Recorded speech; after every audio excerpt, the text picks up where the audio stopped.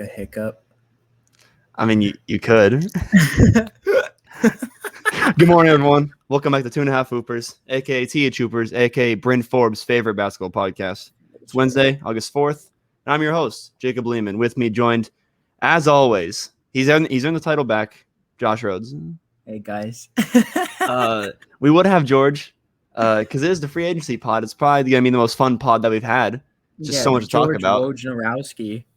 So I go out last night, hang out with my good friend Jacob Hodges. I don't get back till late. So I told the boys, let's do a morning pod. They're excited about it. We're gonna do it at 10 o'clock. It's 12:30 right now, and George Martin is not awake. So 2-man pod. I sent the invite to him. So if he wakes up, sees the text, goes to his email and joins, I can't stop that. But for right now, we got the 2-man neither pod. of us could add him. He could just sit in the waiting room. He could just sit and watch the StreamYard. That's good. We'll see if he's earned it. But nonetheless, remember, if you guys like what you hear, make sure to follow us at THHoopers on Instagram. On Twitter, G_Martin21. He's blowing up. He's got some interesting friends on there, though. I joined one of his like Twitter speaker things or whatever. They're just saying some out of pocket things about the Lakers. That it was weird. And then YouTube, go ahead and subscribe. Please comment. But for real, we shout out every comment on every platform that you interact with us. So that's how we ended up with Frankie the Ace in the pod. Hey, Jake, yeah. I want to see the YouTube funny comment for funniest part. Just timestamp. I'll make sure I sneeze again, like without it muted, so that way Jake can get angry about it and everyone else can. But yeah, drop a comment, get a shout out. Fair trade. We got a good show for you guys though. We're gonna cover some winners, some losers, big names resigning. Overpays and underpays, and then a little bit of Team USA talk, a little bit of Slovenia talk. But we're gonna lead here with the Lakers. They had 4 players under contract going into free agency. Now they have 12. They sign Wayne Ellington, Trevor Ariza, Malik Monk, Kent Bazemore, Kendrick Nunn on a 2-year deal, Carmelo Anthony, Dwight Howard, and they re-sign Talen Horton-Tucker. Going into free agency, they were like, "Oh no, how's Russell Westbrook going to work? It's going to be too cramped, not enough shooting." Every guy I just named besides Dwight Howard is a shooter. And hopefully they'll know their roles. Everyone except for Kendrick Nunn and Carmelo Anthony, they need to Photoshop into a Lakers jersey. They have already played. Most of them, like Wayne Ellington and Kent Bazemore, in the slums of Lakers history, where I was their biggest fan, where I was watching all 82 in 8th grade. Every Friday night, Stu Lance, Billy Mack. Oh, my God, it was great. And then Trevor Ariza, obviously, 09 champ. But yeah, well, they didn't have to Photoshop Melo because like the old 2014 saga where everyone already did their due diligence, Photoshopping him into it. They just have to add like the little wrinkles. Yeah, exactly. The cornrows are back. But yeah, what do you think of this? And I got a few prompts for the Lakers, but just overall, people are saying they won free agency. What do you think about that claim? They sign, looks like 8 players. So George and the rest of the world are kind of like, oh, Rob Pelinka is like the GM god. But like, I want to take a step back and like kind of really register this team because they got a lot of guys that like, I guess you can say they got a lot of guys that do one thing really well. My big concern is come later in. My big concern for the Lakers is playoffs.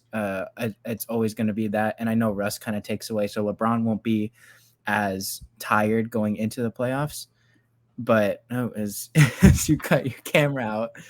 But the big concern for me is playoffs because Russell Westbrook's never. I guess he has, but a lot of these other guys haven't, and so it's been a while, especially for Melo, Ariza. It'll be interesting to see how they all kind of fit together once they all have to play together, and how many players actually get taken off of the rotation. Because we were running with kind of a funky bunch at the end of that Phoenix series. So overall, it's good. They signed guys, but it's just one of those, like, everybody's signing, like, low ball money. So, like, come next year, like, what happens? Does he have to do it again? They've kind of put themselves in a situation where they have to do this every single year. Well, yeah, and that's backed up by the fact that they win that. They get LeBron, and they sign, like, Lance Stevenson, all these guys, and then they overhaul the roster. They get AD. They sign all these new guys, and they don't bring back the championship roster. They go for what I feel like on paper was a more talented team, but not everyone knew their roles. They're bringing back a lot of these guys like Dwight Howard, and then Danny Green is rumored to come back as well. So do you think that's a formula for success. Just finding these guys that get on 1 I years, like also because am Malik curious. is not going to be Yeah. on a 1 year next year. Like Yeah, he because needs like money. I'm curious because like a lot of these guys are gonna see like, okay, we're part of a almost championship roster. We want more money, especially the younger guys toward the end. Like I know a lot of people are making jokes about the retirement home, but that's also an issue. Like you don't know how long these older guys like Ariza is gonna play, and then you also don't know how much money the guys on the other side of the court, like or other side of the age pool, like Malik Monk is gonna want money wise, and you're kind of stuck with Russ, LeBron, AD. Like that they've kind of set themselves apart in. So I think overall they're gonna know their roles a bit because they're most of them are seasoned veterans, and there's nobody that really like makes me think, oh, like they're too young and they're gonna like mess up the flow. Like it's LeBron James. Like nobody's really trying to get on LeBron James. He'll trade you. But my issue is that are they going to be able to? Because like Trevor Ariza is suffering playing 10 minutes a game. Like Melo also kind of lackluster, didn't try too much on defense. Dwight Howard we didn't see too much do too hot. Like these guys they sound great, but are they name over value players? And I feel like Russ kind of started that trend. Like we see all these guys and like, oh yeah, they were good, but like when were they last good? So the name over value player, I feel like there's only one of them, and I'm glad George ain't here to tell me I'm wrong. It's Trevor Ariza. Trevor Ariza is going to be a bench warmer. I know everyone's saying, "Oh, he's a great 3-and-D guy." He is too damn slow now. Trevor Ariza He does was not a play good great D. 3 and D guy maybe 3 years Yeah, ago. no, he was suffering on Miami. He had a few spurts there, but he's not a great player anymore.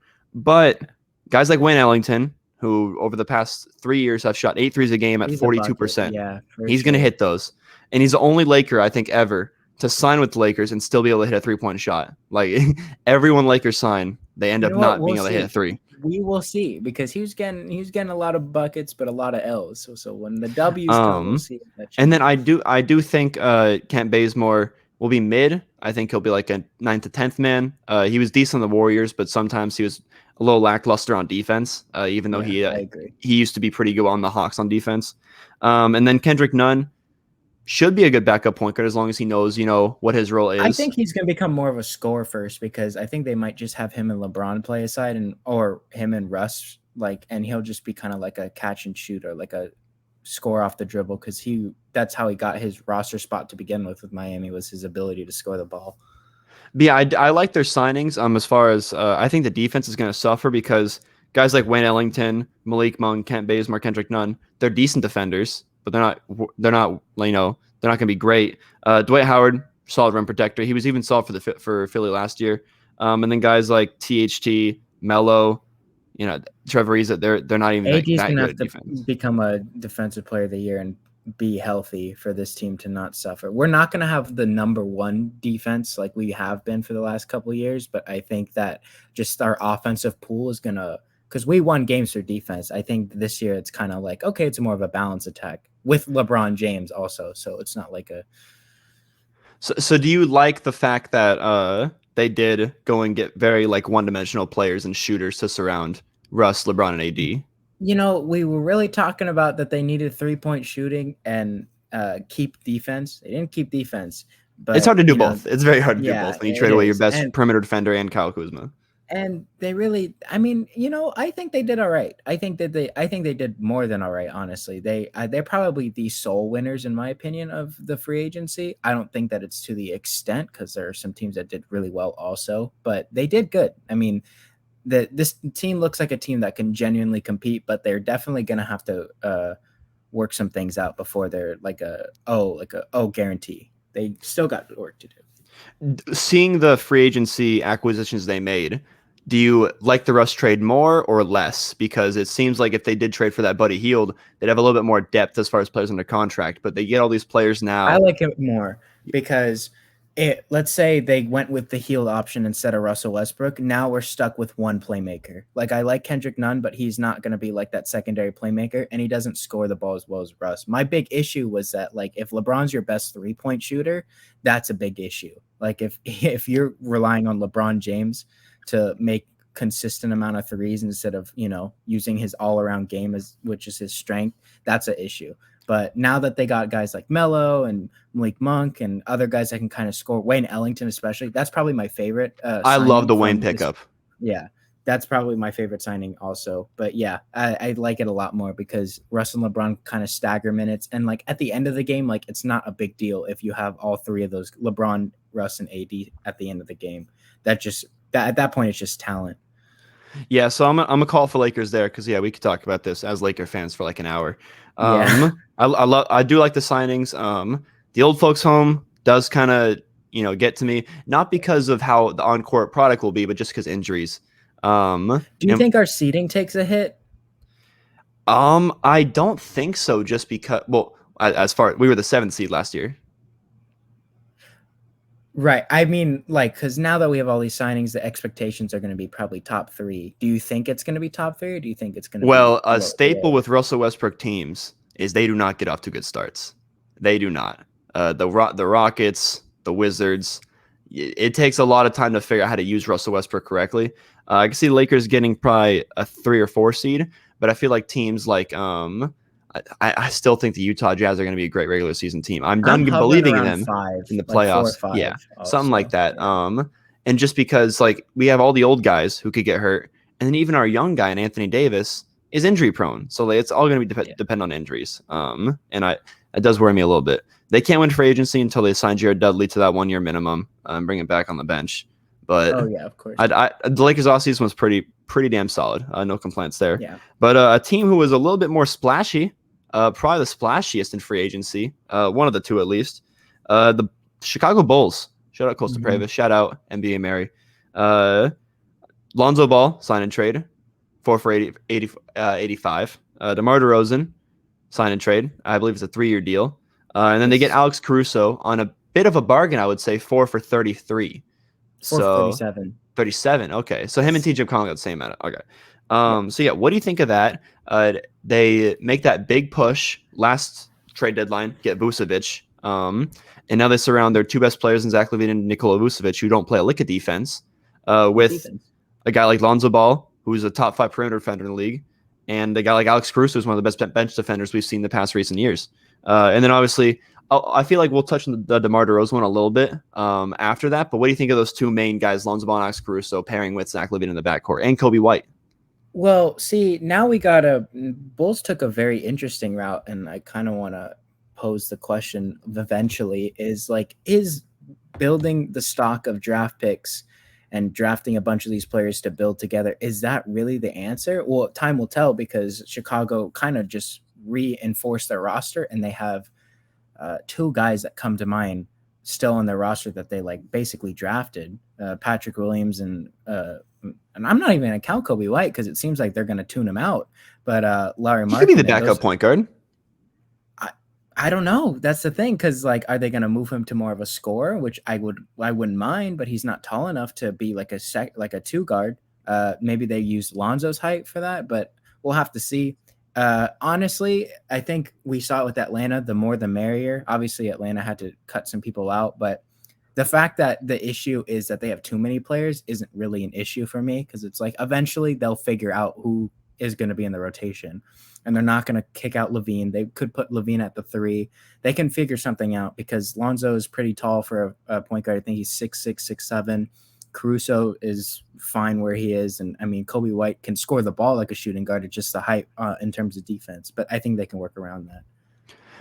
Are you a big believer in teams using one offseason to use all their money? Like they signed Caruso to a long term, DeRozan to a long term, Lonzo to a long term. They will not have cap flexibility for a long, long time. In this case, no, because I don't think this team is built to win. Like not even in the Eastern Conference. Like right now in my head, this team is looking like a 5th, 6th seed at very best, and they're still looking like a first round bounce.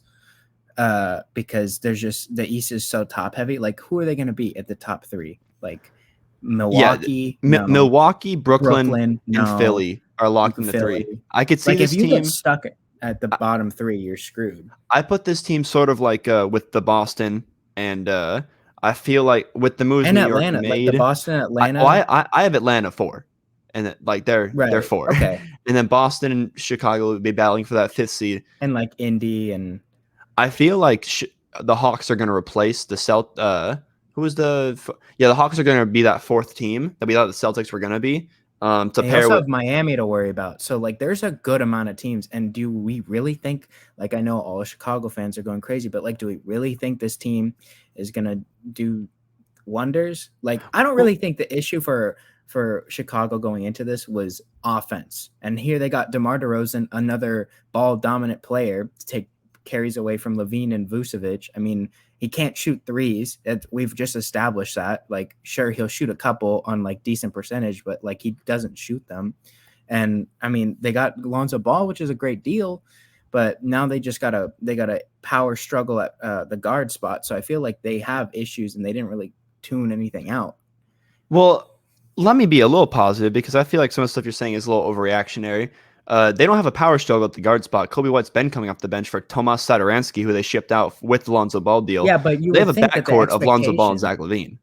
Yeah, you would think the expectation, though, is for him to move in that spot. And I'm fine with him coming off the bench. I think that's where he's best suited. But I'm just talking about in terms of the player morale overall. Like, have they just – because Chicago, we have seen in the past, Chicago's front office isn't the greatest in terms of handling player chemistry and morale. We saw Wendell Carter Jr. get dipped out. We've seen a lot of guys, like, just absolutely hate it there. They've rinsed through coaches left and right. And we've seen it to where, like, Levine's like, I don't know if I want to be here if they can't make a move. They made the Vooch move, but at the same time, we're seeing players that they shipped out do better. So it's kind of like the Chicago Bull effect. Like, what's going to happen? They got all these players. Well, but the on front paper, office you is still an gotta issue. admit their starting lineup does fit pretty well. The DeMar DeRozan one, kind of odd, but you have your two guys in Zach LaVine and Vucevic And Lonzo. who play very, very good offensively. You got a guy in Right. Lonzo who is a great defender to surround those guys who are very offensive oriented, plus a Right. great pass first point guard, so he's going to get those guys open looks. Exactly. He improved his 3-point shot, so he can play off ball. So I think Lonzo fits like a goddamn glove. Oh yeah, Then they got Pat Williams at the 4 now, who just wants to he wants to be a Draymond Green, just focus on defense and the little things.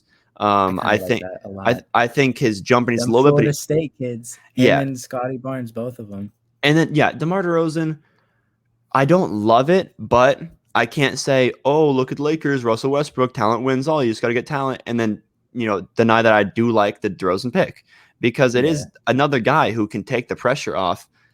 Because Lonzo he's a point guard, but doesn't run an offense. You can't give him the ball and tell him make stuff happen. He's a great secondary playmaker. He's a great passer, but you need DeRozan like that to take pressure off LaVine. But then you get into the whole Kobe White thing where he could do that. He could be the secondary guy. So I do see where you're coming from, but on paper they got better. They got a lot better. On paper, they look good and they did get better. So it's a win for Chicago. I'm just saying that there are concerns. Like in my opinion, there are some pretty good concerns. I think the only concern is DeMar DeRozan, and I don't know how he fits. White's gonna get traded at the deadline and start averaging 22 or something ridiculous like that. Kobe White might be the new Kuzma, where he just gets pushed to the side, this, that, and then he gets traded 20 points per game. Kobe White's gonna be the Wendell Carter Jr. Wendell Carter Jr. is not good. Stop saying he's the new Wendell Carter Jr. I hate Wendell Carter Jr. He's got little man syndrome at 6'9", and I hate it. All right, see, I like the Bulls one a little bit more than you. I wonder what George thinks. Who knows? He's counting sheep right now. Moving on to the New York Knicks. Got a lot I like. Got something I don't like. Let's talk about what I like first. D Rose, get his money, 3 for 43. Yes, beauty. I like that. Beauty, like not that. just because. Well, now we're gonna talk about it because it happened this morning. I've been up since probably 4:45 in the morning, chilling first couple hours. I looked down at my phone. And I was thinking about just texting Nowakowski for USA stuff, and boom, Kemba Walker, New York. So now they got two big point guards. Who's starting? Who's coming off the bench? D Rose was 6-man of the year candidate last year. So D Rose off the bench. Payton was starting, and he's played 10 minutes. Kemba Walker's not. D Rose. Well, so I do like him maybe playing the 2, but over RJ. Well, over this guy too. The idiots in New York signed Evan Fournier for 4 years, $78 million. I forgot. Why would they do this? Who does this benefit besides Evan Fournier? I don't understand why. Their identity is defense. Their identity is defense. Yeah, but they sign Evan Fournier. Shooting spot. Reggie Bullock does just what Evan Fournier does when you have guys like Bullock isn't on the Knicks anymore. You could get a guy like Reggie Bullock though, and they survived with it. A 3-and-D guy. Can you name a player that they can get right now? I could have named a player at the beginning of free agency, which is when they signed Evan Fournier. They said, that's our guy. They got Evan Fournier. They could have easily picked up a 3-and-D wing. They could have gone Like went and got Kent Bazemore. Go get a Kent Bazemore and put him at the starting Rudy two. Gay. Go get a Rudy Gay he signed for 2 years, $12 million. Like, it's so easy not to overpay. And I was so proud of them last year. So proud. Signed these 1-year guys, Wayno, D-Rose. Well, they traded for D-Rose at the deadline. Wayno, like these guys, Nerlens Noel, Taj Gibson, like they signed these guys at the very beginning of free agency to fill out the roster, and they didn't overpay Fred VanVleet. They didn't overpay him. And I was like, New York is turning over a new leaf. I would have much rather them overpay Fred VanVleet than Evan goddamn Fournier. What? He doesn't play a lick of defense, and he can average 20 a game, sure. But their identity is defense. They already have a guy who can't. So if they have if they identity is defense, right? Why don't they just get guys that can do other things? Well, let me finish my thought. It's not defense anymore because I signed Kemba Walker too. So their backcourt is Kemba Walker and Evan Fournier. They can't guard anyone now. If they bench RJ Barrett for Evan Fournier, I'm also gonna be on the Barrett plays the 3. Why do you keep saying that? They're not gonna play him at the 3 anymore. Like that's their whole goal is to move him back into that guard spot. Well, he was drafted as a forward. I guess he's back now. This is what I'm talking about, though. New York is out of pocket. But yeah, I get it. Their front court is set, and you didn't let me fit. Nerlens Noel 3 for 32. Excellent deal. Bravo. Great. Bring him back. Get your money, Nerlens. And he's one of the best frame protectors in the league. 3 for 32. Beauty. Burks resigns on basically a minimum. Congratulations. You got your bench back together. And then you sign. When 3 years, $30 million is not the minimum, but it's a good amount for. Oh wait, Burks, they got 3 for 30. 3 for 30. Yeah, that's so they writing checks now. Sorry, that's my mistake. I thought he came back on the minimum. No, they writing checks now. Guy. Taj, okay, yeah. Don't like that one as much, but he was great as a 6-man last year, and he helped them win that singular playoff game. So, I mean, I think at this point, New York's kind of just like, let's just sign a bunch of guys. But that shouldn't be it because they got the 4 seed last year. That's how does Kemba and Evan Fournier work when you see now Kemba you get for $8 million? Sure, you need a point guard, you need some depth there, but you already signed D-Rose, and you got a guy in Julius Randle who desperately needs the ball in his hand. He doesn't play well off ball, but you already paid him. Like he's paid. Yeah, so it's like, let's tune some things out. We're here for a while, so let's learn. What are they tuning out? Now they have Tom Thibodeau coaching an offensive first team. What are they tuning out?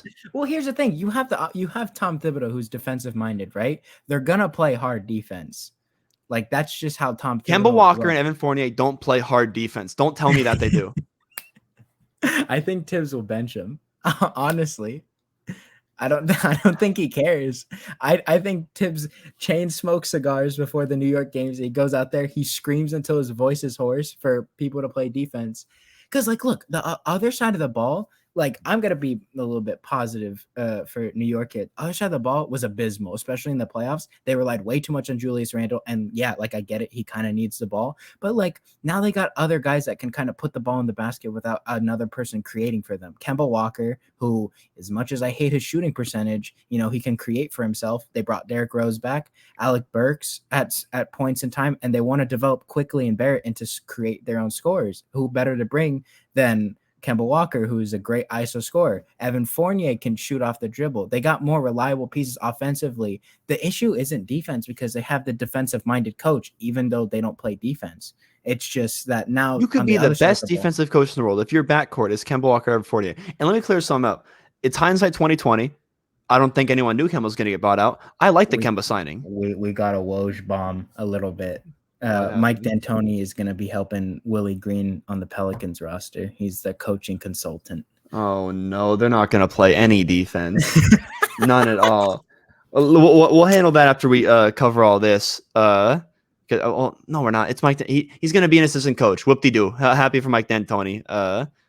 He's in New Orleans. He does not want to stop coaching. Good offensive mind to help Willie Green. Why did he stay with the Nets? What's wrong with him? I don't know. I don't know. I thought he was going to retire, but go ahead. But it's hindsight 2020. I like the Kemba signing, but him paired with Evan Fournier is not good. The contract is good for Evan Fournier. Do you think they're going to play together though? Do you think both they're going to start together? They're starting backcourt. And you can't say, oh, they're not going to pay Evan Fournier that much because to stay on the bench, because that's what Atlanta did with Gallinari. They literally did that with Gallo.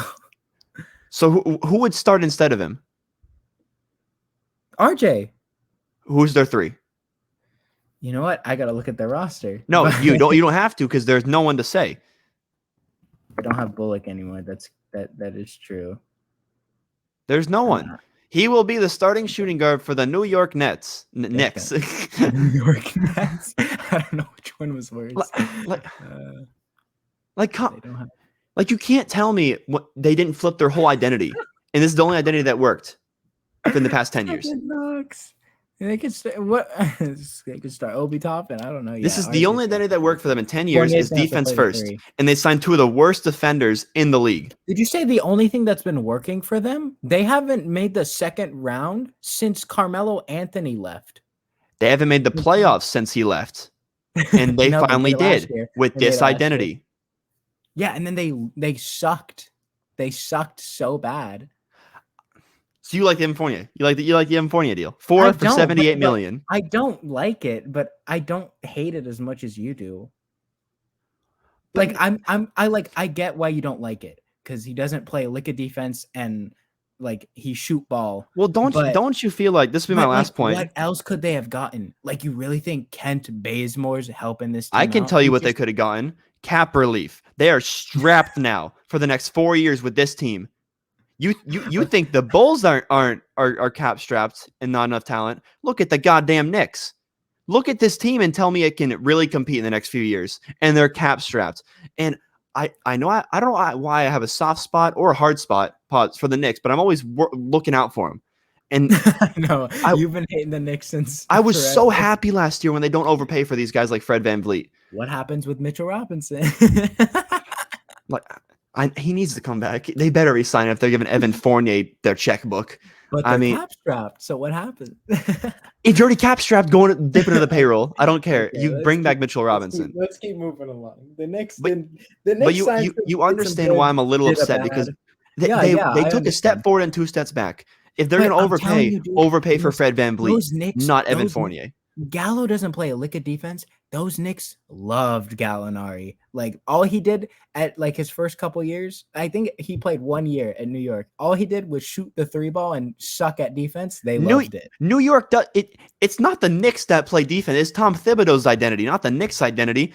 I'm not talking about the Mellow teams when they had Tyson Chandler there. Although, hey, look, defense works for the Knicks. Every time they make the playoffs, they have a top 10 defense. Who'd have thought? Oh my God! They signed Kemba Walker and Evan Fournier. That they were like the 4th seed when they traded Gallo for Melo, and they were the 4th seed when they got a defensive identity. I understand where you're coming from, where they need offensive help, and that's why I like Kemba Walker signing. But you cap strapped yourself for Evan Fournier. Good luck. Good luck. Honestly, let's move on. Miami Heat. We'll start with the Jimmy extension. Let me get the exact numbers here. Jimmy Butler 4 for 184. He's gonna be there. He's probably Heat for life. Well earned. Just on a good example, Heat culture. Yeah, so Jimmy is there for a while. He wasn't a free agent. They just extend him. So he's there. Big news, though. We covered it a little bit, but it was only a rumor. Kyle Lowry is part of the Miami Heat. Sign and trade. Kyle Lowry and Precious Achiuwa. 3 for 90. So he's there for a few years. He is 36. And then PJ Tucker, another old dude. There for, is that a 1 year or a 2 year? 2. 2? Okay. Marquise Morris on the minimum. And then they re-signed Oladipo, who we'll get into him later, but he probably won't play till March. So he's kind of just there for shigs and gigs. So where do you want to start with the Kyle Lowry one? How does he fit? Let's start with the Jimmy thing because that's going to be quick. Yeah, I mean, I don't know. Jimmy's what, 34? 33. Maybe. I mean, they must really think that this core can make a good run and beat the teams because Jimmy is gonna all the players from now that they're starting that's not named Jimmy Butler is 31. In my opinion, is gonna 31. Yeah. Okay, so it's not as bad. We're morons. I think Butler has like a year or 2 before he starts declining. Lowry's gonna start declining. PJ Tucker decline. Like they got Bam like in like 3 years. So I know they're not thinking the future. My opinion, I think I guess that's it for the Jimmy thing. I really like the Lowry thing because if you're going to go all in, you might as well get the best, in my opinion, the best point guard that was available, Kyle Lowry. He adds the offense that they so desperately needed. As much as I don't like I don't know why they signed Duncan Robinson for so much. They Like, had to. 5 for I 90 is know they not had to, that much. It's but fine. like, but like, it's a lot of money. 5 years. Also, the commitment to a guy that shoots 3-pointers.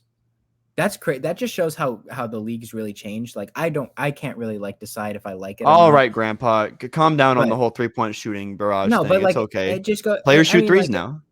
yeah, They make a living off PJ it.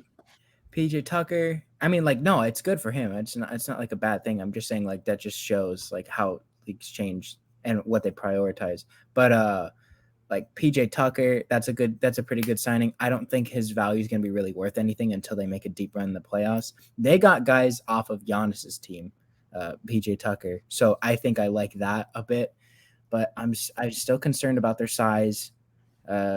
And not really their defense, just kind of their size. They're kind of getting abused, and I hate to break it to them, but the top 3 teams have relatively long players. Pause. Oh, you're not gonna Philly, Milwaukee. Oh yeah, Philly has Embiid, And Milwaukee has Giannis, and Brooklyn has. I mean, they don't. It doesn't matter well, who they put match on it pretty Kevin well with Durant. Brooklyn, but yeah, they didn't really get a big center that you can like put on like Joel Embiid. And But like the Bam's a great but the defender, but the but thing is, like, I don't like Bam at the 4, so like they're kind of just in yeah. this, like, they have to resort to Bam at the 5. But like So you don't like the Duncan Robinson extension?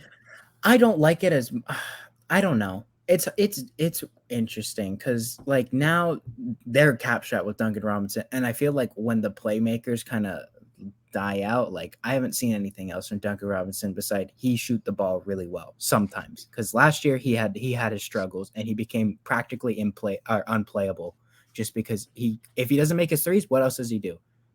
He runs around on defense and gets lost, and then he doesn't drive. I mean, he doesn't do anything else for any other player. If he's not making his threes, he's unplayable. Well, I think they're counting on Tyler Hero to kind of be a grow into a secondary playmaker. I hope so. I I hope mean, so. because this is the squad. Like this is your And they Miami lost Heat Kendrick for the Nunn, next and few they lost years. Kendrick Nunn too. I mean, I know they weren't playing him, but like, Well, no, Eric Spoelstra hated Kendrick Nunn for some yeah, reason. but I don't like know. maybe like a sign and trade or something. Like get something back for him Well, yeah, because he's so they made him a young. restricted free agent, and then they just said, you know what? No, run along. You're good. So I do the Oladipo one is interesting, just because he's not going to play till probably March. So it's kind of like last year when you're banking on Oladipo coming back, and you really don't know when he is or what he's going to give you. So Right. if you're the Miami Heat, you need to realize like Oladipo's going to give you nothing. That way, everything you get from his money found in your pocket. Um, and Right. then yeah, PJ Tucker, Markieff Morris, just guys that play defense, hit threes. Like you said, PJ from the Bucks, so he might give you a little bit of intel there. But overall, do you like what the Heat and Pat Riley did? Yeah, they got rid of Iggy also, which I think it was about time. Or not about time, but like I didn't want to pay Iggy $15 million, Yeah, they even if it lose was for Iggy, 1 year. they lose Goran Dragic, they lose Precious Achua, and they bring in Kyle Lowry, PJ Tucker, and Markieff Morris. You know, PJ Yeah. Tucker's a good Iggy replacement. Like, so they had a solid offseason. And then the Oladipo's their wild No card. complaints there. Yeah. Moving on to this is the team George wanted to cover. It's too bad he's still snoozed out at 1:00. What the hell? Otto Porter goes to the Warriors. He's probably the Kelly Oubre replacement. They give Steph that big old contract that we touched on in the last pod. 4 years, $600,000 per game. 4 years, 215. Yeah, you break it down, it's like $13K a minute. Like, wowza, wow, good for him. Get you money, Steph. And he said he signed it because winning is the vibe in Oakland. Only player in NBA history to get multiple $200 million plus contracts. Gotta love that TV deal. Thank you, TNT. Thank you, ABC. Thank you, ESPN. But yeah, it's really just that. So it seems like their offseason is done. I mean, they got their starters now: Steph Curry, Klay Thompson, Otto Oh, they Porter. got Nemanja Bjelica also. Oh, Thank color me goodness. purple. Oh my Thank goodness. goodness. Woo-wee. So what do you think about how they're rocking now with they really have split down the middle, developmental and win now? I don't know. I mean, they should have traded. I mean, I like Moses Moody, what they did with that 14th pick, because I think he can contribute now. But the Kuminga pick's a little questionable. I don't know if they're like, because Draymond won a Kuminga, so Yeah, they still have Wiggins, don't they?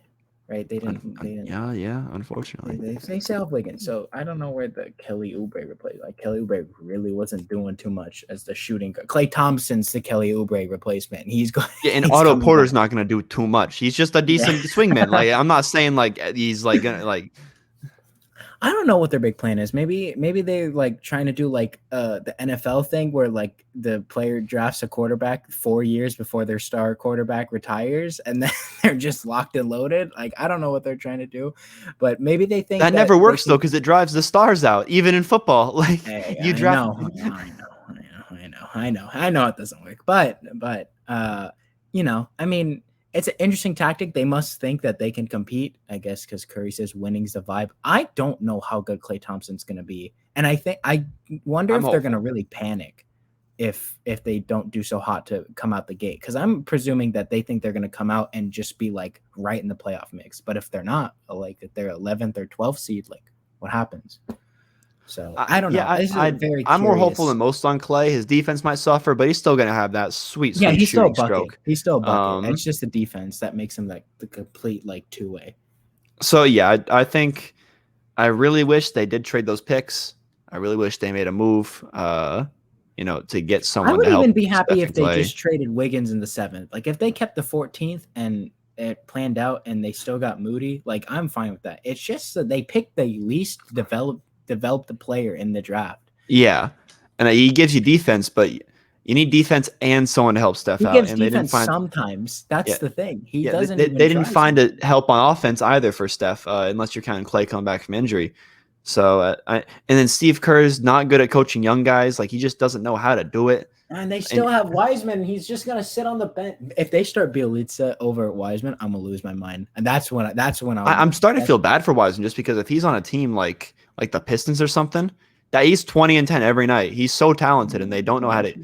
And you would think Steve Kerr he doesn't know how to coach like rookies. If you give him a guy who's like anybody 25, under the height of 7 foot is practically useless to Steve Kerr. Exactly. AKA Andrew Bogut, James Wiseman.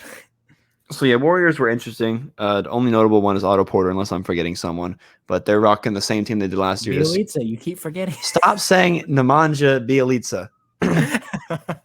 Okay, moving on. Last one here, and then we'll get into some losers. I like what Brooklyn did. The Brooklyn Nets, they re-sign Blake to a 1 year. Then Bruce Brown takes this qualifying offer, which I think I love to see just because he was a restricted free agent. He could have gotten like a 4 for $70 probably, like from a different team that he's right back with the Nets. But he gives them cap flexibility, takes a $4 million one. He's free next year, so he's betting on himself. So I like that for Bruce Brown. Then they signed Patty Mills, who was one of the best backup point guards in the free agency pool, and James Johnson, who is kind of going to be their Jeff Green replacement, although he has a black belt. He's 36-0 in MMA fights. Do not mess with James Johnson. But yeah, these little stuff to surround Katie, Harden, and Kyrie. Do you think it's enough to run it back? Because Nets are a lot of people's picks. If they're healthy, they win, man. Like I can't stress it. Like that's the one team where it's like, man, if they had all three of them at the same time, I don't think Milwaukee lasts like 6. Like it's so lopsided. But the big loss is Jeff Green. Jeff Green was like that guy for Brooklyn. Like he definitely did a lot more, and you're going to definitely see it this year when he's not there. But they did enough to cover up, I think. They got Bruce Brown. I like it for Bruce Brown. Don't like it for Brooklyn because he's so young that it's like, wow, now there's like a 24-year-old who plays great defense, shoots the ball. And you're going to lose him next year, 100%. Yeah, probably. So, I mean, they get one more year, so they got to win now. I like Blake Griffin. Blake Griffin did enough for that contract, and they're not like committing to him or anything. I think they're trying to get rid of DeAndre Jordan also, which I also kind of like when they eventually do that, maybe for cap relief or something. And then the last one you said, Patty Mills.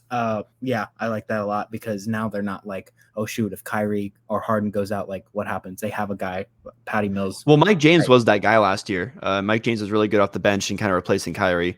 And don't think they're Mills. Yeah, they're not bringing back Mike James. So they play very differently. Patty Mills has that championship experience also with the Spurs. So it's not like he's really quote unquote out there trying to prove himself. He's more just Well, like Mike James wasn't. Mike James was a great overseas player. He came and just kind of vibed. He played really well for them. he But they're did different. vibe. Him and Patty Mills are different players. Patty Mills is a lot more shoot first. Mike James was a lot more set guys up and who could also score off the dribble. But Patty Mills is going to be a great 3-point shooter. Well, he is a great 3-point shooter. He's going to be good for the Nets as far as that regard.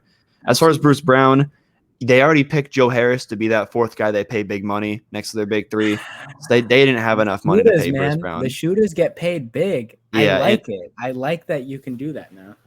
And Bruce Brown is going to make a lot of money next year, unless unfortunately he, has an injury this year or falls off. But I don't think he will just because he plays so hard. So I think Bruce Brown is going to get his money next year, and he can maybe gets a chip here. Perfect, he gets a chip here for low money, and he gets a big payday next year. But yeah, good stuff for Brooklyn. You're not going to see a whole lot of splashes because they have that big three locked up under contract unless they're going to trade Joe Harris or something. So they pick up a few guys here. You like that they didn't pick up any big men at all?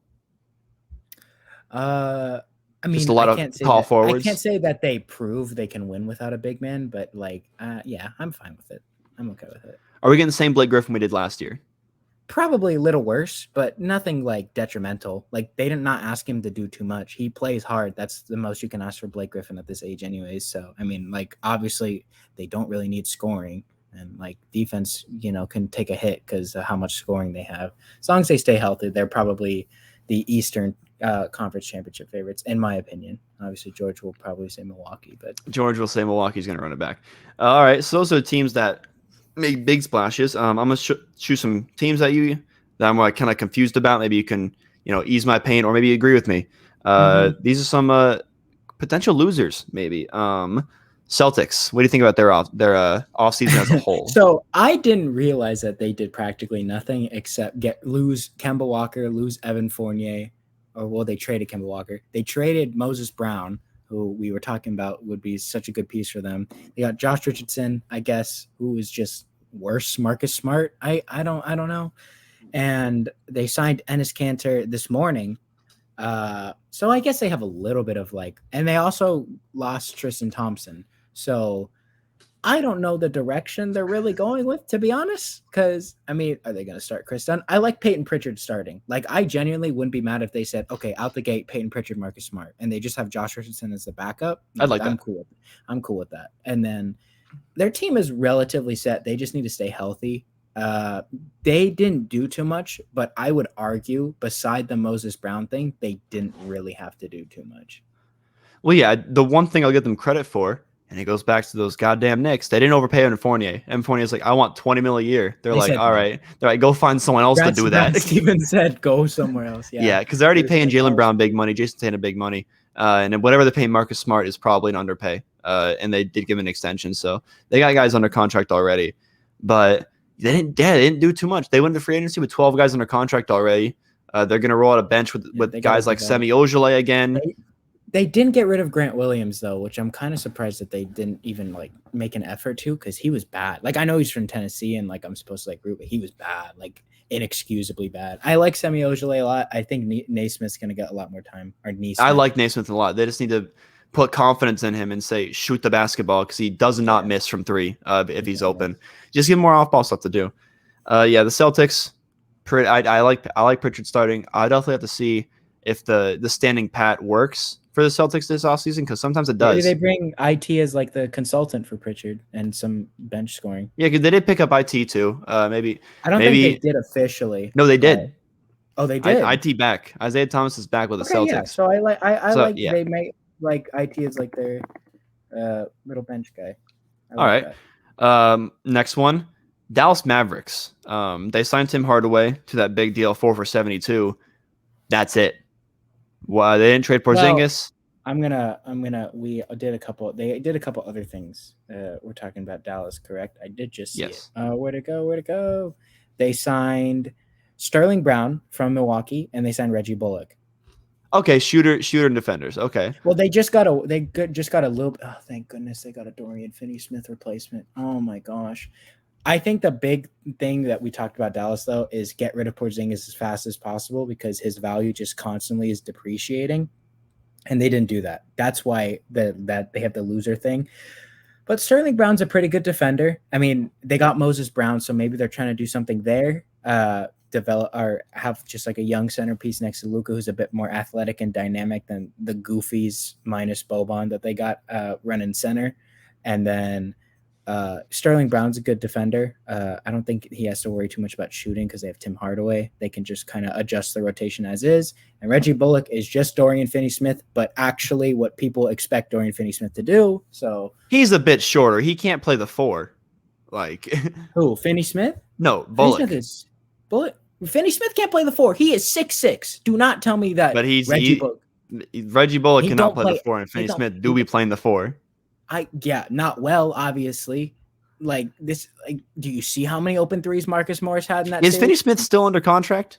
Yes, unfortunately. So he will be starting, and I love Dorian Finney-Smith in the starting lineup. Do not say he will be starting. I need them to start Reggie Bullock. Do you think this team fits well for Luka? Because we're seeing him in Slovenia just cook. Yeah. Do you think like they got one guy in Tim Hardaway Jr. who can create his own shot, and Jalen Brunson? So they kind of got two or three guys that when Luka comes off, hopefully they help. And then they got shooters and defenders like this. The big men are suspect because they got Porzingis, they got Moses Brown, they got Boban, which I don't think any really fit with Luka. But do you think they got better than last season?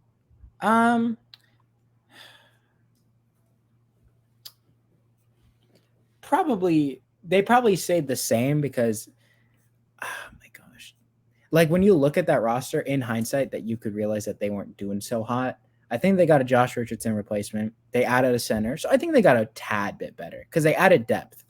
Like they didn't lose anybody, but they got depth. No, I really like the Reggie Bullock acquisition because it literally is the Josh Richardson replacement. But he doesn't try to do too much like Josh Richardson does. He knows he shoots threes and plays D. He's the Dorian Finney-Smith replacement. Stop saying he's the Josh Richardson replacement. Dorian Finney-Smith does not need a replacement. He's one of the most. I'm gonna have to find a stat. He's got to be one of the most useless basketball players. He's one of the best offensive rebounding forwards in basketball. Put some respect on his name. No, watch the Clippers series. Watch the Clippers series. No. Yeah, when they lose. No, not that one. Not that one. Right. The Hawks. The only thing they really did was give John Collins that big ass contract, and they got DeLon Wright, didn't they? That was a little earlier though. We already covered that, right? But I do like the DeLon Wright one.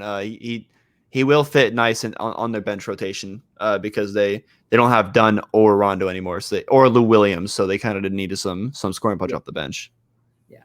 So what do you think of that 5-year, $125 million? Are we gonna put John Collins in the same category as like they're overpaid, but you got to pay him? Like, because there's some good names in that. I mean, yeah. You think so?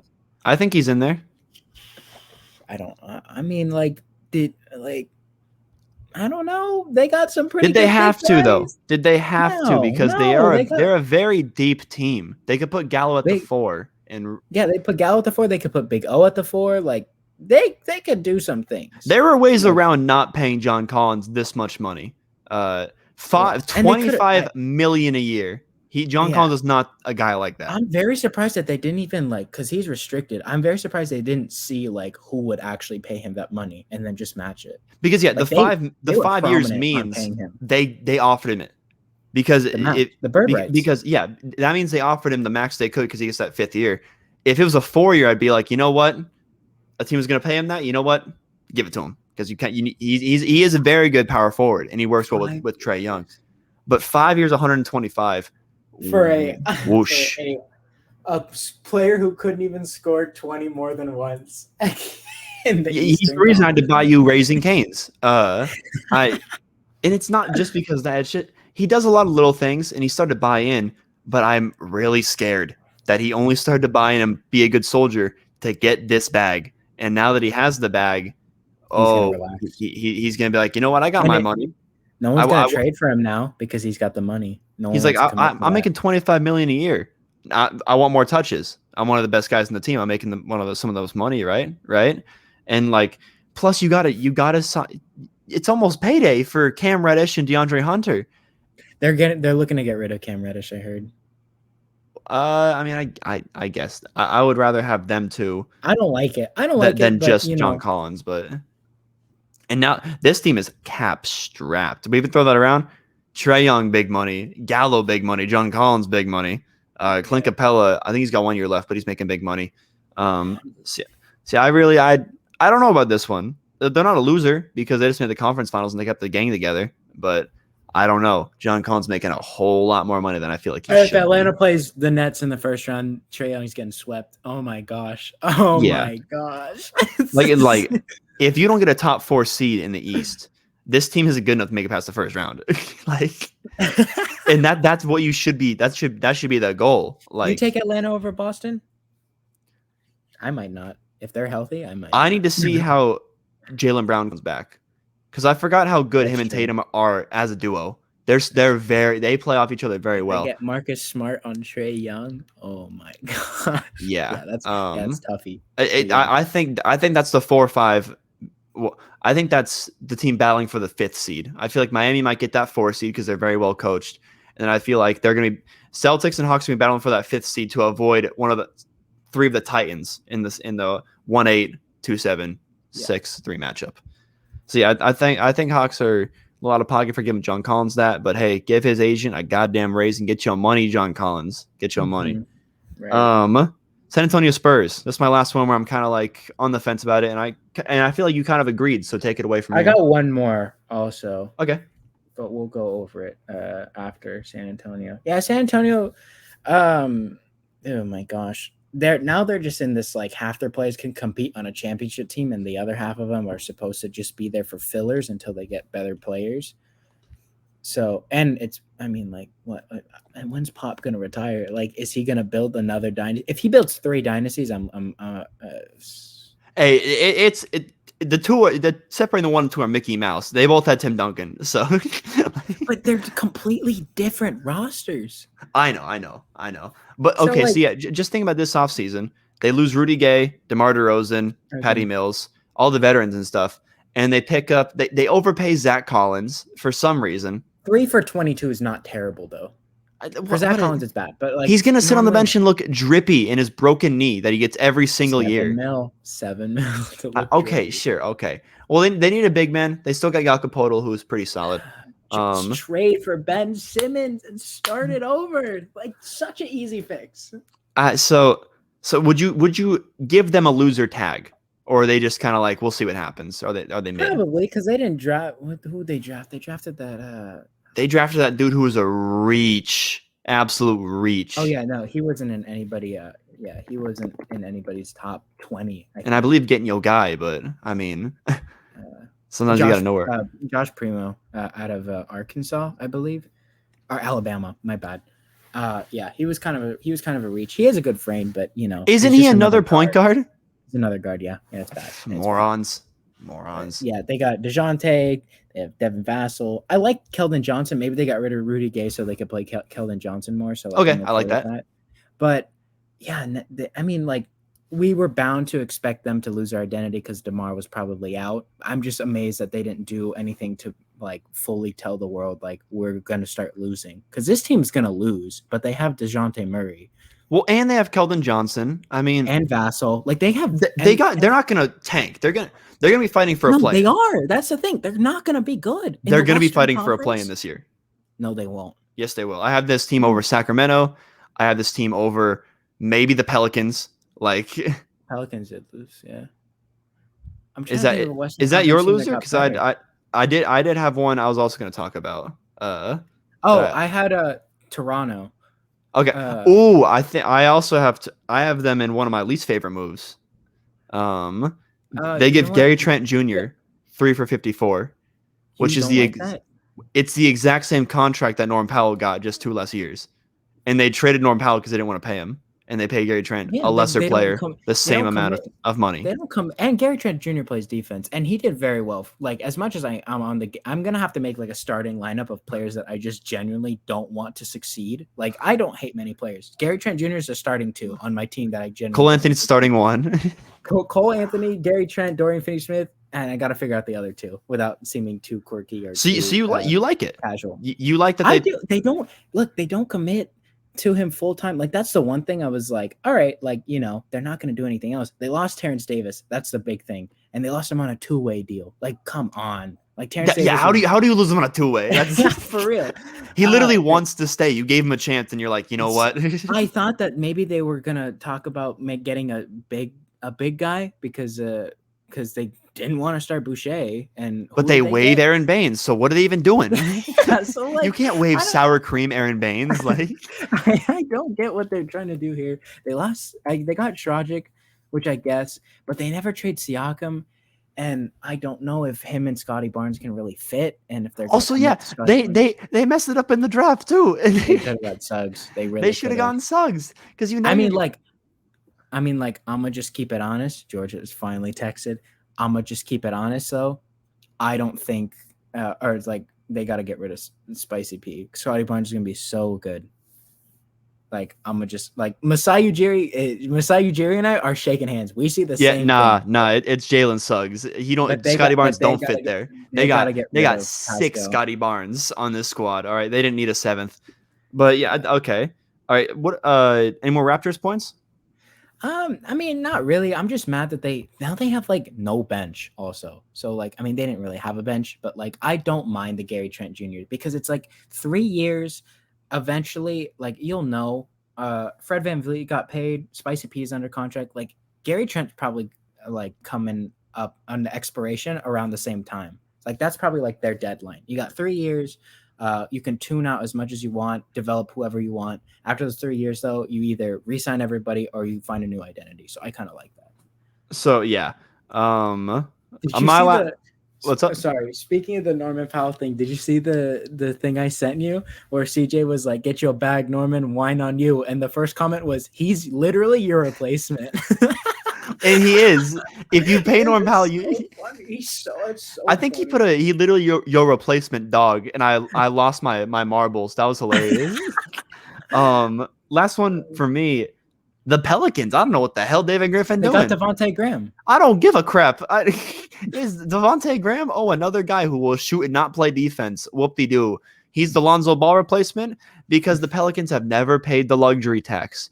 Ever. Their owners never paid it. And Lonzo Ball said he wanted 20. He's like, what deal can we whip up to get him the hell out of New Orleans? Lonzo was a great fit next to Zion. He's a great fit next to any star power forward who wants to catch lobs and run the fast break. He had chemistry with Brandon Ingram. Who the hell are they going to start a point guard now? Devontae Graham, he's a shoot first. I mean, they also got Jonas too, didn't they? Okay, cool. Who's going to play point guard? They didn't get Kyle Lowry. Somebody that can play point guard? A second year, you're going to put him right next to... They took Trey Murphy, who can't play point guard. Yeah. Last year they took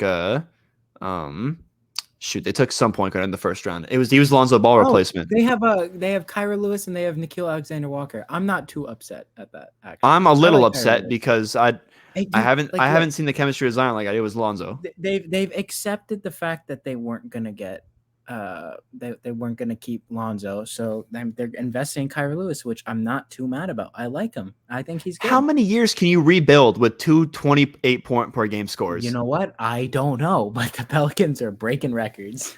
David Griffin's a moron. I hate him. He doesn't know how to run an NBA team. More superstar players, like they just comes to mind without like them just wanting to play for another team. Like he has single-handedly lost motivation. And no one talks about it because when he got fired by LeBron and he went to like NBA TV to talk to like analysts, he was a great dude. He was cool to talk to. So no one, these are all his friends that won't talk about him. But I have no chips in the game because we have 4 listeners. So I will heckle David Griffin as much as I want.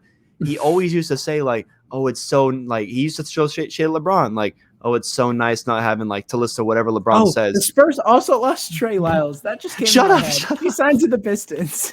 They lost everyone except their point guards. They lost everyone except their precious point guards. Yeah, now David Griffin's running his own team without LeBron in his ear, and he sucks. If Pelicans don't like to play again this year, if I'm Zion, I'm leaving. And I don't like when like young players leave that early. When I got a moron like David Griffin running my front office, yeah, no, I'm out of there. I like it. I don't know why he had so much against Lonzo Ball, and you get nothing for him. And he doesn't like the glue guys. Like the he doesn't like the guys that make winning plays at extra passes and shoot threes. I wouldn't either if I was a GM. I would hate the guys that just make everyone's life easier. I'd be so upset if they just kept getting steals and blocks, and Yeah, for real. they have a loud dad, but he actually shuts up for this year and he plays good. I'd be so upset if Lonzo made strides in his offensive game. I'd David trade him Griffin too. has father issues, I bet. Yeah, David Griffin definitely got daddy issues. Yeah, so those are our losers. Some were, some weren't, that we kind of discussed, but yeah, I think that was fun. Now a little bit of a housekeeping. Some big names resigning. There's one huge one, and boy, did he get a huge contract. I Chris know. Paul was rumored to be wanting 3 years and from $90 to $100 million. And everyone's like, I'll 3 do you years? one That better. 3 years, yo, that's a lot. Ain't he like 37? He Hey, got 4 watch years, your jet. Watch your jet. $120 million. I don't care if you vegan. If you're paying a 41-year-old that's not named Tom Brady $30 million, oh my God, that's a lot. But they had to keep him. So do you like the deal? Like, no. Like, I was pushing it with 3. I was like, do they really need to? Like, Chris Paul, so like at the end of the day, yeah, pay him. But like 4 years? Oh, like two. Like if Chris Paul was like, if Chris Paul wasn't money hungry and he's like, I want to win, 2. Like two 30-year, I'll do that. That's fine. And then we'll part ways. And we have 2 years to win a championship. 4 years? They got to pay Ayton and Booker also. They are down horrendous. They paid Booker. They just have to pay Ayton and Bridges. They got to pay Ayton. They got to pay Bridges. They are horrendous. But they kept campaign. So, I mean. Campaign 3 years, 19. You got to do what you got to do. It's just one of those, you got to, whatever. Do you blame Chris Paul at all for this, or you just say get your money? Because he's a player. Get your money. He's a player, dude. Like, I mean, I obviously not with Chris Paul, because like Chris Paul probably set for life, and then his sons and his grandsons because of how well he manages his money. But like, like with some of these players, just like the attitude in general, especially when you make it big, is like, you know what, like take care of yours and your own before you like really start making sacrificial moves. That's why it's such a big thing. And then you get people like David Griffin, you get people like, we can even throw Dan Gilbert in there, like just these GMs that don't want to do anything.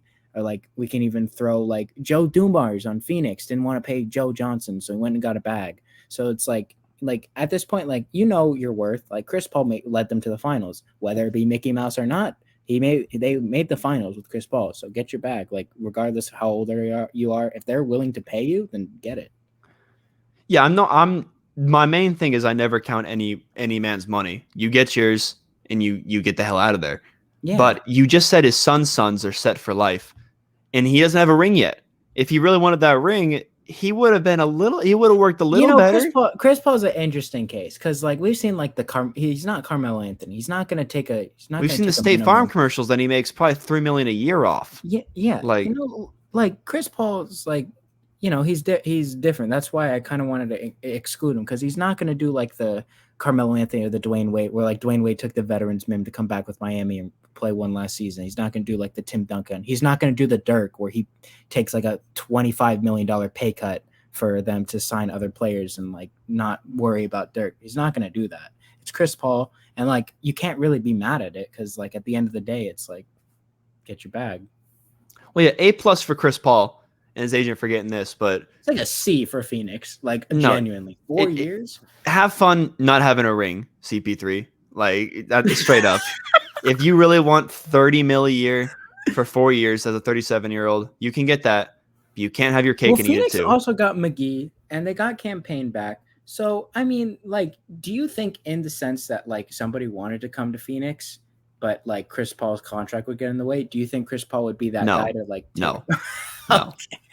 Okay. Because they're gonna lose Bridges. 100%. They lost Semi Ojeleye. Boston lost Semi Ojeleye. Forgot he went to the Bucks. Wait, no, they lost Semi. Jesus Christ, Brad Stevens. Oh my God. Milwaukee should be a winner, bro. Well, yeah. Moving on. We covered Tim Hardaway Jr. 4 for 72. Or I guess we could cover Norm Powell for like a few seconds. 5 for 90. We covered more Gary Trent than Norm Powell. Gone. He has to be gone if DJ's gone. Losing, man. They have a short leash probably. Okay. Mike Conley, 3 for 72.5 mil.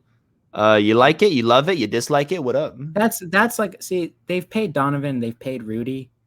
and I think that's who they want to keep, although I don't agree with it as much. But, Mike Conley did good for him. They did good. This is like a contract I would have thought if Chris Paul wanted to win a ring and, he would sign a contract kind of like this. This is like the perfect balance. Mike Conley's still getting a bag, but Utah still has some fluctuation with money. So, and yeah, they're not going to get anyone else to play point guard like Mike Conley will to come to Utah. Unless you want to train Joe Ingles in the offseason. They're going to get the second seed, and we're going to watch Donovan Mitchell score 50 a night and then 3 years, not bad at all. Mike Conley's getting up there in age, but it only really sucked the last season, I think. But the next 2 seasons, Mike Conley was really solid last season. He was good for them. Yeah. So this one of the contracts, that's a big contract for an old guy that I don't hate. I like it quite a bit. We covered John Collins, 5 for 25. Ooh. Here it is. Jarett Allen, 5 years, $100 million, signing back with the Cavs. Restricted free agent, did not waste any time. Right back with him like that. What are your thoughts? Because they drafted Evan Mobley, a 7-1 center with the second pick. My favorite player in the draft, third pick. That's stupid. So yeah, people are saying I don't think Mobley can play the 4. From the very short film I've seen and how he's built, he can't play the 4, and Jarett Allen can't either. You know what they're trying to do? I can kind of see they're trying to do a modernized KG Kendrick Perkins. That's their best case scenario because that worked for Boston. Obviously Mobley's not going to, I don't think Mobley's going to reach the Kevin Garnett level, but he can still shoot. He still has a good feel for the ball, so he can kind of pass out of tough situations, but he's best when he's inside because of his length, and they've taken that away from him. They're making him play more of like a, I don't know, but I mean, it's difficult. Because Jarett Allen can't play on the perimeter at all. And now as a rookie, you're going to make Evan Mobley play the 4 and guard guys like Jason Tatum. Well, they're not going to make Evan Mobley start. That's the thing. They're probably like, okay. So it's even worse then. Yeah. You draft a great guy at number 3 overall, and you're going to James Wiseman. They should trade down and draft somebody else. No. They took the right guy, but they re-signed the wrong guy. Or they should have signed and traded Jarett Allen because I don't agree. I don't like letting talent go. Jarett Allen could. Everyone needs a rim protector, man. Like he goes back to Brooklyn, and it would have been a smaller contract because it would have been 4 because of sign and trade. So I don't know. I'd like that they kept the talent, but like if you're rebuilding, what's the point of giving this guy $20 million a year? Young. Okay. But he's not going to be as good as Evan Mobley. So give them Mobley. Don't know that. What if Mobley's a bust? You'll never know if you don't give him minutes. And he's not going to be a bust. He's at least going to be great on defense. So like, I don't know. I don't like that. It's probably my least favorite restricted free agent keepings. Dozer seems to agree. My dog is going insane right now. Oh my goodness. You talk about Rashawn Holmes, 4 for 55, and I'm gonna go check on my dog for the next 10 seconds. Okay. So Rashawn Holmes, 4 for 55, Sacramento. Lehman has left me alone. This is very scary because I don't remember exactly what we're talking about. But yeah, so they signed Rashawn Holmes, 4 for 55.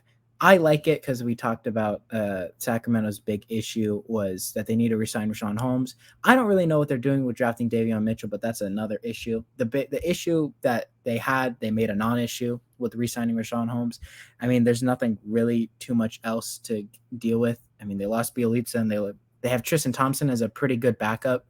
So they got the insurance and they got their primary guy. So I think they're pretty set at the center position. They just need to figure out everything else. So as long as they don't have an issue at center, I think that's good. I'll wait for him for the underrated and least favorite moves. Oh, there he is. I finished Rashawn Holmes. That's all I got to. Those was very upset. About Evan Fournier or I think Jarett Allen. He was pissed. Yeah. So favorite underrated moves. I'll let you go first because you covered for me a little bit there. You take the first one. Who do you? What's your favorite underrated move? Nick Batum on that small contract. He did so good. And they just said, come back a couple more years. He was like, all right. That one's probably up there. I like the what else? There's another one that we talked about earlier. Oh, Jeff Green, but like, and the last one, Rodney Hood to Milwaukee. I think that one's probably underrated as well because they lost some players and they just got Rodney Hood, so that's a good one. But the big one is for me, Nick Batum, because he did a lot for that team, especially later on, and he's been hooping. And FIBA, I don't know what the FIBA's the bubble like that. Oh, like, you put on that jersey. You're like, all right. Screw the U.S. Like we're like we going crazy. There's some genuine like they play like they hate the United States. Spoiler alert: Ricky Rubio had 39 points in the quarterfinal game against Team USA. We'll get to that, but like they just go crazy. Speaking of the Clippers, where did Reggie Jackson go, or is he still out there? He's still out there. If they bring Reggie Jackson back, great offseason for the Clippers. Because Serge Ibaka opts in. Well, we'll get to Kawhi. Like he's acting a fool right now. But yeah, some of my favorite underrated Jeff Green to Denver. No more of these 1 year minimum deals. Give Jeff Green his money. 2 years, $10 million. Some guaranteed money. Finally, double the million. That's just double the minimum. but he gets 2 years guaranteed. It's a little bit more respect. Because Jeff Green, there's one thing he deserves. It's some goddamn respect. I got another one. Dwayne Dedmon to Miami. They got a Dwayne Dedmon? That guy? Yes, sir. Dwayne Dedmon. Why didn't you cover him when we were talking about big guys to the Heat? I forgot. How did you forget Dwayne Dedmon? I forgot. And then one of my favorite ones, if we didn't cover it already, in the Bulls want to win with Caruso, but the second coming of Caruso, TJ McConnell staying in Indy, 4 years, 35. He's essential. They need him. Like so. They had to pick between him and Doug McBuckets. Dougie Buckets goes to the Spurs for 3 years, 33, I believe. To sit and rot. Yeah, to go shoot threes off of DeJounte Murray drives for the 10th seed. But he got his money, so good for him. But yeah, TJ McConnell staying in Indy, being a backup point guard, 4 for 35. He does all the little things. Almost had a quad dub like this year. Like. What's good? I see your face. Rudy Gay, but we can obviously Rudy Gay. That's obvious one. They signed Trey Lyles to 2 years, $5 million in Detroit. Mm-hmm. That's great deal. That's a bargain. Yeah, backup power forward for Jeremy Grant, like solid. That's crazy. All right. No. Detroit's building something. We're gonna see them in like 15 years. Like they're gonna be nice. 15 years. Least favorite moves. My first one, Andre Drummond to the Sixers. Very, very weird. I don't know how that works, but what do you think of that one? Minimum deal. That one. You know, it's not terrible because if Joel Embiid gets hurt, I think it's just because, like, oh my gosh, it's rough because Drummond doesn't shoot. But I think they're just trying to find somebody that can kind of log the minutes Embiid doesn't want to play in the regular season. I think I'm on the train that Andre Drummond's not an NBA player. I think because he's 6'11" and shoots like 45% from the field. He doesn't take anything outside the paint, so I don't know how the hell that works. But I don't like giving Andre Drummond any NBA contract. And but in all seriousness, Dwight Howard worked for them last year. He was an athletic big. But they lost Dwight Howard. I know, but they need to get a guy like Dwight Howard. Go get a plum dog. Go get a plum dog millionaire. Find a way to get an athletic big to back up. Go get a JaVale McGee. But they get an Andre Drummond who's just a space eater. And God forbid they play him with Ben Simmons. Oh, Lord. Oh, my God. Imagine you're Tobias Harris, Embiid's on the bench with a knee injury, and you have Ben Simmons and Andre Drummond in both the dunker spots. Both of them. They're both in the dunker spot, like opposite blocks. That I don't like it. He doesn't work there. He doesn't work anywhere. Another sus move that you saw it happened in NBA free agency. Huh? Oh, you're asking me. Whiteside to Utah. That was my next one. Oh my God. That one's kind of stupid. They just And I begged them when they lost to the Clippers. I was like, you could keep Rudy Gobert, but get a big man like an Uncle JG or like a JaMychal Green or someone like that who can, play the small ball five. Rudy Gay's got to play the five. No, you need to get a guy who can play the small ball five and play defense on teams like the Clippers and every other team in the West besides the goddamn Utah Jazz. But now you get just who you signed Cody Zeller also. you just get taller. You just get taller, man. And you already have Rudy Gobert. You don't need Hassan Whiteside. But what was your next one? Sorry, I cut you off. Cody Zeller to Portland. That one was kind of confusing. No. Cody Zeller. No, I like that one. No, because now they have Nurkic. What?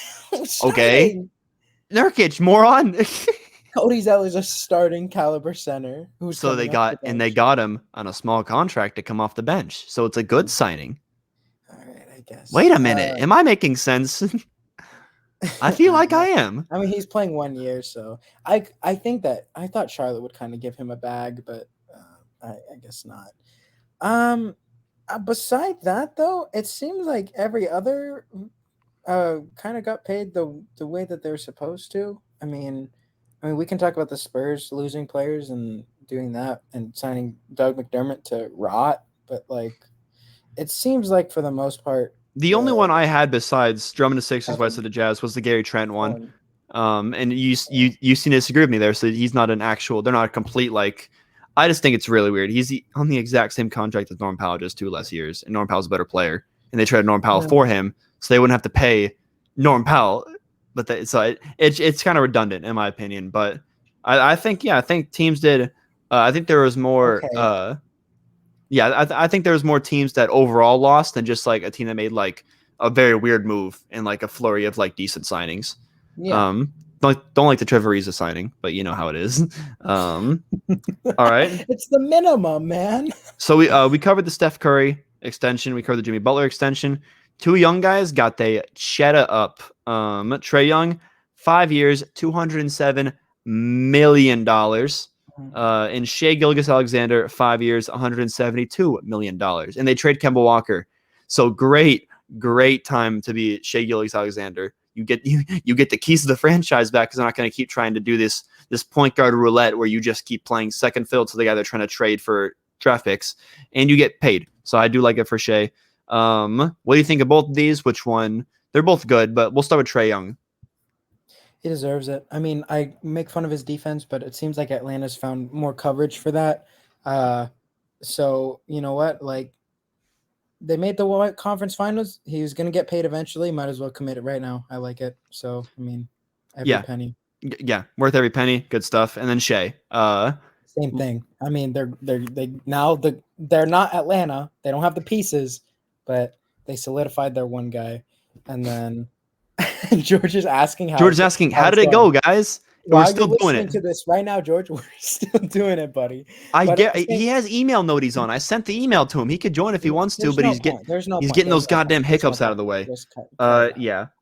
2 young guys, good signings. Yeah. Not too much to overthink. Just some news that good stuff. Just good for these guys and good.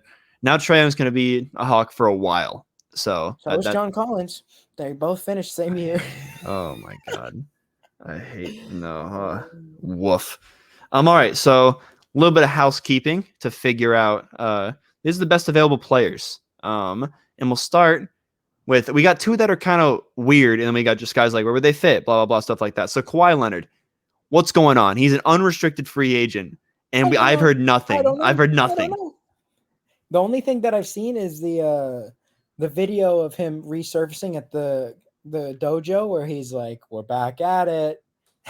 He's just the dojo, like kicking it from Disney Channel. What do you mean the dojo? Yeah, like it's like a what do they call like the place where you do karate? The dojo. Yeah, he's just doing. Yeah. No. I think it's a cropped. I think it's a cropped thing. Okay, well, okay. So it's so funny. Okay, no, he was. He was there. We're back at it. That's the only thing I've seen about Kawhi. Yeah, Kawhi Uncle Dennis. He's gonna resign, but is this leaning towards it's gonna be a 1+1, or is this gonna be a get his full money? I wouldn't be surprised if he does like a Durant or LeBron, where like they just do like 1+1. It's like, you know what, like let's figure it out, see if we can win. Okay, the Clippers have to sign it. He's not gonna play that first year probably, but so you're not worried at all. I'm worried. As soon as he said that he's gonna listen to other teams, I got worried. But you know, he's like, I want to be wined and dined and at 69, and they're like, huh? What do you mean? Sign the contract. It's one of those anxious things that you're just gonna be anxious about until like it happens.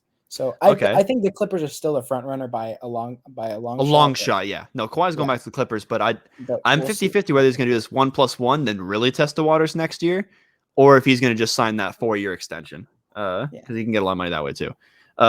So a guy who's in the driver's seat, Kawhi, is going to get his money. Dennis Schroeder is not in the driver's seat. He's the Schroeder's world's in the biggest trunk. L. Like he said, he's going to test free agency. I think he wants 4 for 120. I think he wants Chris Paul money, and no one's giving it to him. I haven't heard a peep about Dennis Schroeder except for Should have gotten the bag after Oklahoma. He was getting such good offers. no.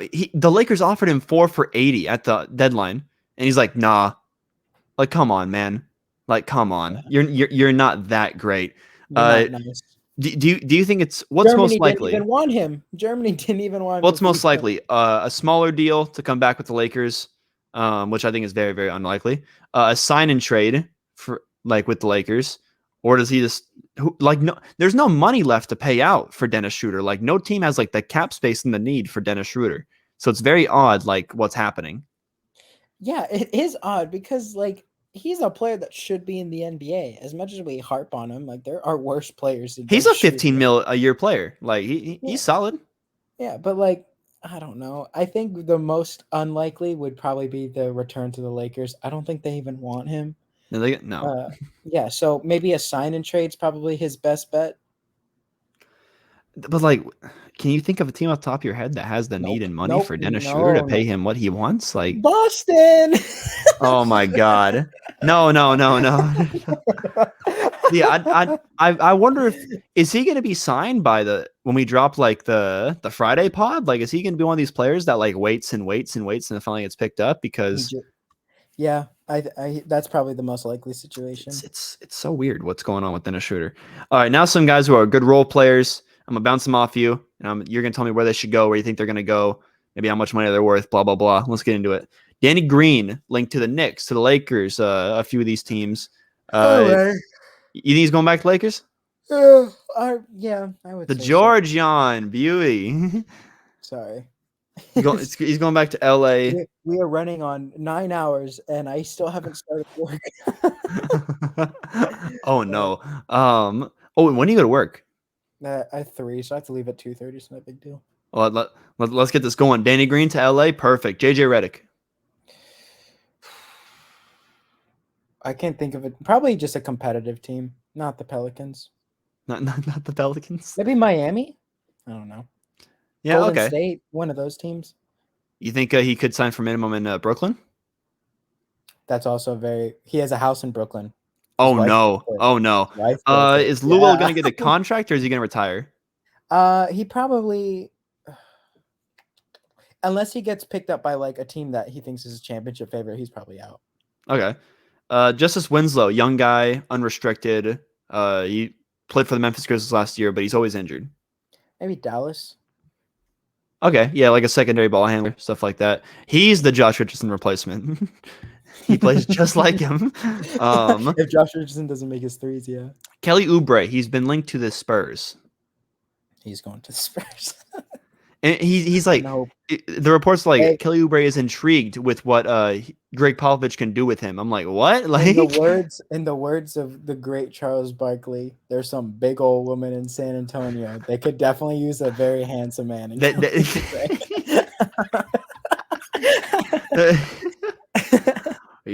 The hats are big in Texas, and the women are even bigger. Now some lower. We got Andre Iguodala out here. I think he's 41 now. What happened to Dinwiddie? Well, okay, we're gonna get to him later, but oh, okay, my bad. I thought you were just skipping over him. No. Okay. Andre Iguodala.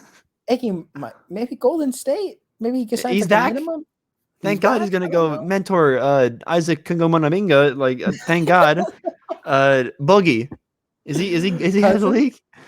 Yeah, Boogie Cousins. I don't think he gets signed the start, but he'll probably get picked up in the middle if somebody gets injuries. All right, now the big guy that you just want to talk about so badly, the Bitcoin guy, the crypto guy, the Gary Vee of basketball, Spencer Dinwiddie. Washington. He's been linked to Washington, If They the just money's can't right, get a deal done. They're just trying to figure out the money. He's there. I think he's sitting in Washington, like with the office, like, can't you do something? Steve Nash is like, no, I can't. I feel like like the money's there, but like they don't know how to convert it into like Dogecoin, and he wants the whole contract in Dogecoin. So If I wake up and see something stupid like Spencer did when he gets traded for Bradley Beal and 10 Bitcoin, I'm gonna lose my mind. also, didn't he do something like last year where like he was like, if y'all raise 100,000 Bitcoin, I'll go to whatever team they vote, and like everyone voted the Lakers, and like he has to He's go there like, on the wait, minimum, wait, and now he's hold on. like, no, I'm gonna get my money again, like because They really big raised the whole charity amount of money for him, and then they said, "Go here," and he said, "Nah, but thanks for the bag." Oh my god. Gary Vee, he's literally He's literally he's the best free agent available though. Like no cap, not counting Kawhi Kawhi, Leonard. not counting Kawhi, not counting Kawhi. Okay. Like Spencer Dinwiddie is gonna get like 3 years for Twitter noti. What happened? Why'd the Golden State Warriors trade Pshaw. Eric Paschall for a second rounder? Bye, Pshaw. Have a nice. He was have a he nice- was decent. Oh my like, god. There's your stretch 5. There's your stretch 5 for you. Oh thank God they're gonna put Eric Paschall on Nikola Jokic. Davis on Anthony Davis. What the hell? Okay. Yeah. Then I think Dinwiddie's gonna get what 354 with Washington. They're just trying to make the money work. So Dinwiddie's probably gonna be signed by our next podcast when we do the pickups. All right, that's free agency. That's the whole thing. We covered all of it. Any closing remarks before we get to this Team USA stuff? No. All right. So yeah, it was 125 minutes of it. Sicko free agency. Thank you. All right. Team USA, they beat Spain 95-81, move into the semifinals. They are now in the Final Four. KD had 29, while Ricky Rubio had 39 points, 39 of their 81. If you watch the game, he is a goddamn menace. He's insane. He's a sniper, bro. The Cleveland Cavaliers got themselves a good one in Ricky Rubio. And he looks so good while doing it too. He's got the hair tied up. Oh my god, he looks like a beauty. But no rest for the wicked. On to the next. One of our THHoopers followers, WWE SmackDown 6232, added to their story for the first time in a while. Thank you, WWE SmackDown 3332. They play Australia in the semis today. The team that they lost to, Patty Mills, Joe Ingles, and friends. Are you confident that they can? Oh my god! Are you confident they can get revenge in the semis and make the gold medal game? Yeah, I think so. Why? Because it's the USA. Thank God! Like USA, it's just USA. Like, there's so many good players. Like, there's no reason for them to lose. I know we make fun, like we talk about that they're not built and whatnot, but there's no reason for them to lose. What do you mean? We just talk about it for good? No, I believe in it. They're not built to win. Okay, that's fine. There's still no excuse for them not to win. They have so much more talent.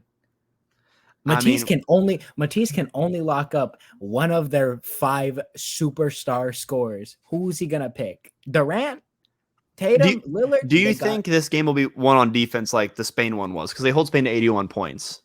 Because USA's been a pretty solid defensive team, even with the lack of size they have. Yeah, I mean, probably. I mean, it's going to be a factor, but at the end of the day, they got to score.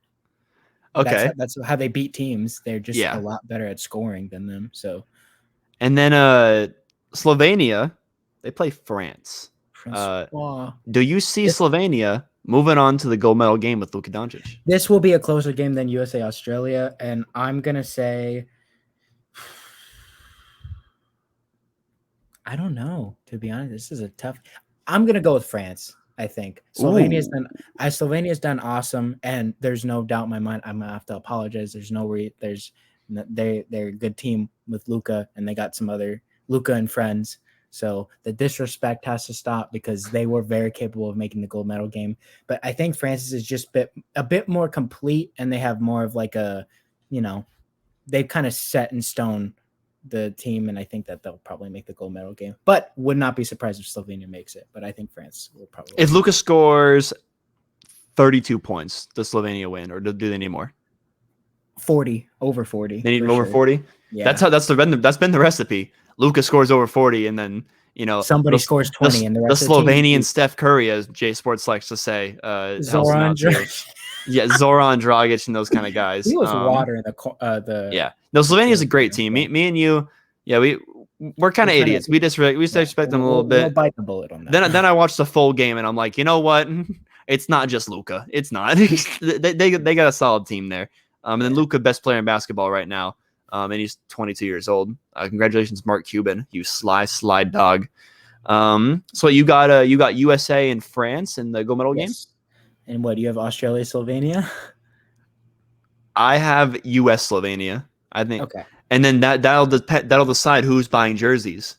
Because our bet with friend of the show, J Sports, whoever finishes higher, US or Slovenia. Me and you are US, he's Slovenia. We gotta buy Slovenian jerseys. Me and you, if they win. I think this is a bit out of proportion, because I would buy a US jersey like if I just because like I wanted one. Like, well, he has to buy a Devin Booker one. Oh, yeah. I mean, he has to buy a Devin Booker USA jersey. Maybe we can change that to Middleton if they lose in the semifinals. Sports, let me know. If they lose to France, you have to buy Middleton instead of Devin Booker.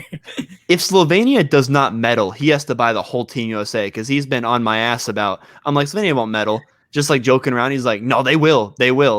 And like, yeah, I've just been saying they're gonna medal. They're gonna medal, but like if they don't, we'll see. Better go on an apology tour, bro.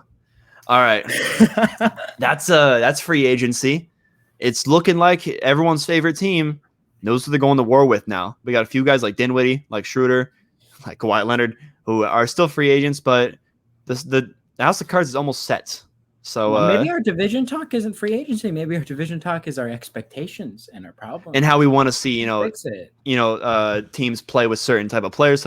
George is just going to say pace and space and free flowing offense for every team we give them. But me and you could say, we want the ball here, and there. But yeah, next this Friday, 2 days from now, we will have our division talk. Which division we starting with? Pacific. Let's keep it easy for George. Let's keep it easy. Because Sunday we're gonna be together. Tuesday might be a live pod on the way home. Just heads up. THHoopers going to NBA Summer League, so that'll be our first. We're gonna vlog that. We're gonna see how that goes. We're gonna maybe George will TikTok it. Who knows? We'll see what happens. Make it crazy. We're all gonna renegade. We are there on August. August 9th and August 10th. So. Yeah, it's gonna be a little bit of a road trip. George is driving, so I get the back seat all to myself, and Josh has to be up front with George on. Make sure. George said it's gonna for like the first hour to wake him up, and I said no. No. It's not gonna be gonna. I gotta make the playlist when I get home tonight. Actually, I'm just gonna play Blink-182 discography, and we're just gonna ride. Like that's just how it goes. But yeah. Friday, Pacific Division, Lakers, Clippers, Sacramento Kings, Golden State Warriors, and Phoenix Suns. And then that's going to be our next few podcasts. We're going to go through every single team, our expectations, how we can get in-depth sicko-wise on their free agency acquisitions, cover literally everything. So yeah. Thank you guys for watching so much. But I'm going to call it. Again, Instagram at THHoopers, Twitter, G_Martin21, Instagram or YouTube, 2.5hoopers. Please subscribe. We upload all these. If you're listening auditorially, we upload the videos there. You can see No George here and our funny little names. So yeah, thank you guys so much. Thanks for being OG. And so loud. And enjoy the middle of the week. Enjoy hump day.